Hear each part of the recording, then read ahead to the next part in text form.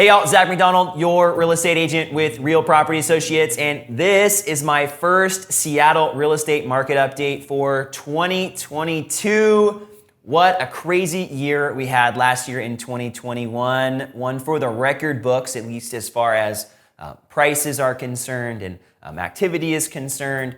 And what I want to do in this video is recap 2021 as we're talking about where we're headed in 2022. All right, before we get into the stats, which I know you're all really excited about, specifically the recap and some of the predictions for 2022, I want to start this update off with a client story, which we do in every single update. And this month, we are going to feature Shashi and Anuja. So Shashi and Anuja are past clients of ours. We helped them buy their first house in North Seattle. And recently they decided they wanted to purchase over on the east side, and we looked at different places in Bellevue and Kirkland and Redmond and Sammamish and Issaquah, and we ended up getting them a great house here a few weeks back in Issaquah. Got a lot of property for their growing family and a huge house, really giant house that only had one owner previously, but also needs a lot of updating. So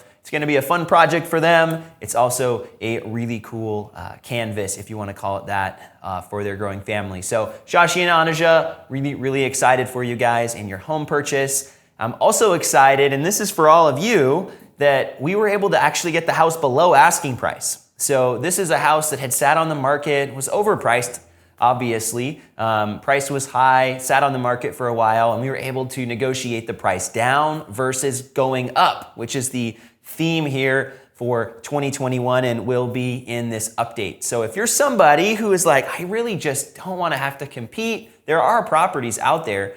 We just have to be looking at properties maybe that are sitting on the market and being patient. So it is a possibility. We got this one significantly under asking price, and it is possible even in this competitive market to do so. Let's jump into the stats now, which is everybody's favorite part of these updates. But before we do, I want to put a quick plug in. If you've been following this channel for a while, or maybe you even just stumbled upon it, and you want to hear more of these updates on a regular basis, you want to hear more about the Seattle area real estate market, or heck, you just like hearing me talk, I'd really appreciate it if you'd hit that subscribe button right now. Please do it. I also love it when people engage. So if you can drop a comment down, if you have some thoughts about the video or feedback on the video, I'd love that down in the comment section. And of course, go ahead and give it a thumbs up. So median sales price in Seattle, Washington last month as we wrapped up the year. So these stats are from December 2021, so last month of the year. We had a median sales price of $824,950, which was up 6.2%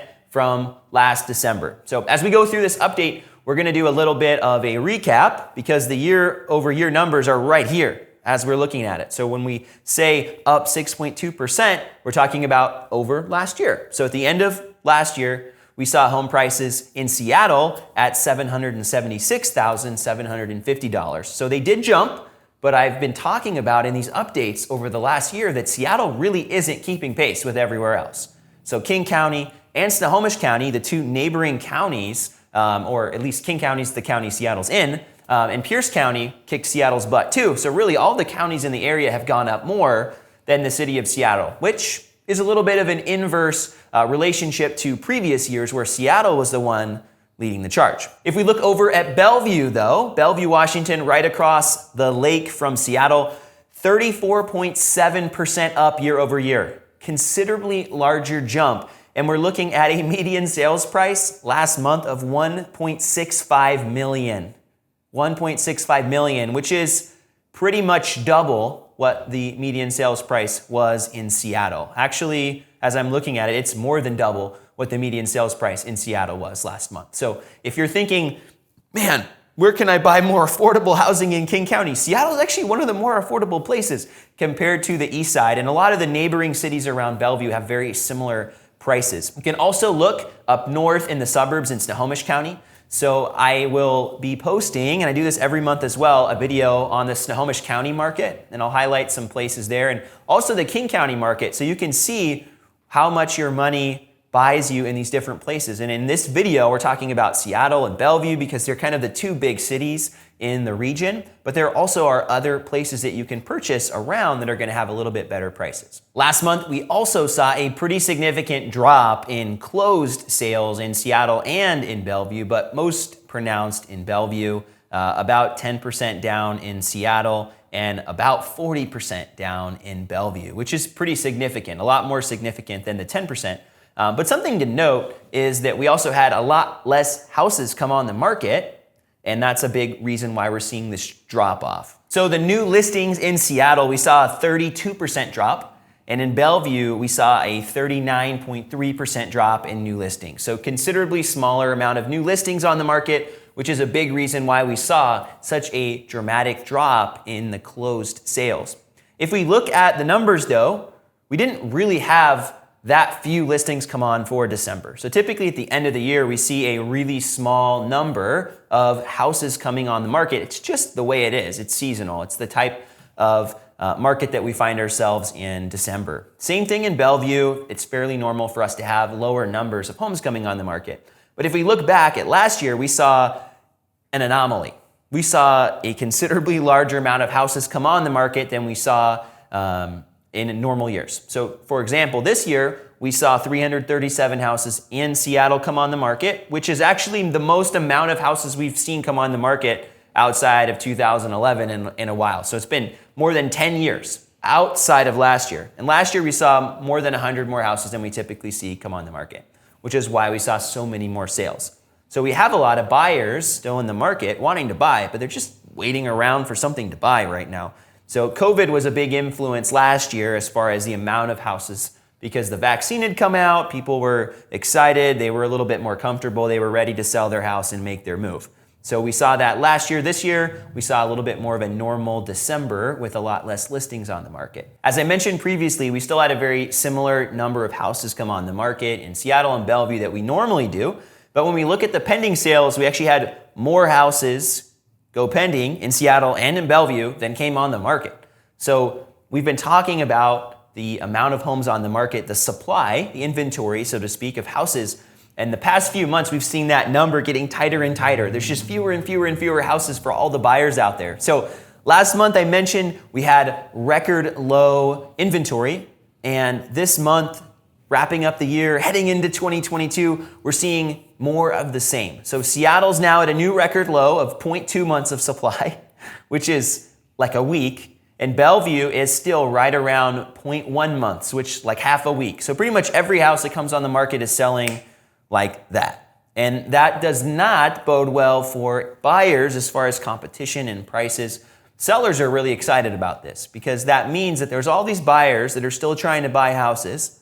Interest rates are still low, and they're looking at very few selections. So the buyers that are out there are competing over few homes. So for sellers, that's amazing because that means you've got a lot of competition for the house. But for buyers, that means a little bit more of the same of what we saw in 2021. As we wrap up this video, I want to add a little bit of my thoughts here to what's going to happen here as we start 2022.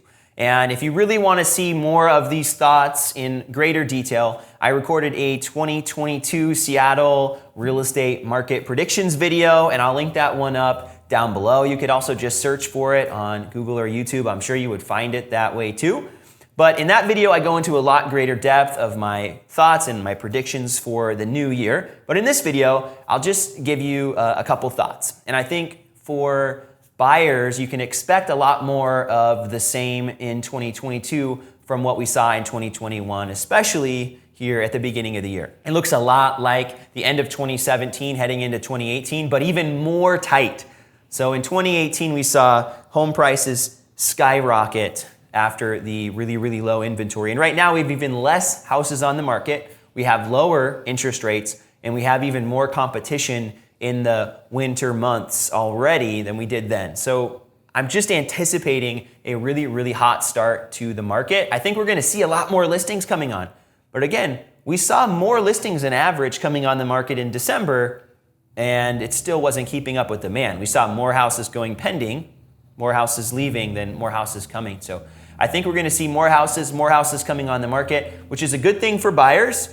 but I think it's also gonna be super, super competitive. So anticipate multiple offer situations. In Seattle, we were seeing 3.1% over asking price in December, which normally that's a time of the year where you might be able to get it for less than asking price. In Bellevue, we saw houses selling more than 16% over asking price on average, and the median number wasn't very far off. So that just means that most houses are actually selling that far above asking price. And a lot of the really good ones are selling 20+% over, 25, 30%.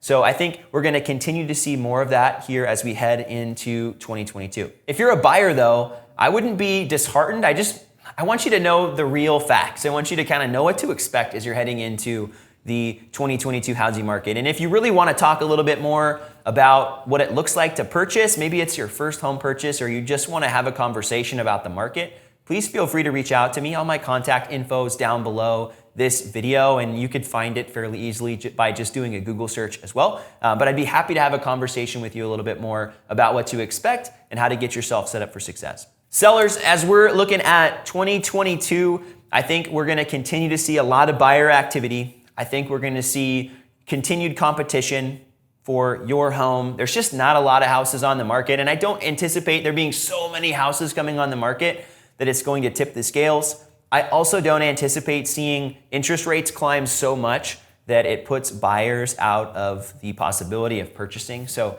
I think there was a concern for that, and I think it's a valid concern. I just don't think we're gonna see interest rates jump up as high as some are predicting, which is gonna continue to keep that competition there and buyers excited. I also think buyers are scared of interest rates going up, which makes them want to purchase now versus waiting until later, because it will severely impact their ability to purchase. It'll also make borrowing the same amount of money a lot more expensive. So I think for sellers, if you've been holding off, if you waited last year, didn't sell, good for you at this point, right? You probably look back and you're like, whew, I'm so glad I waited.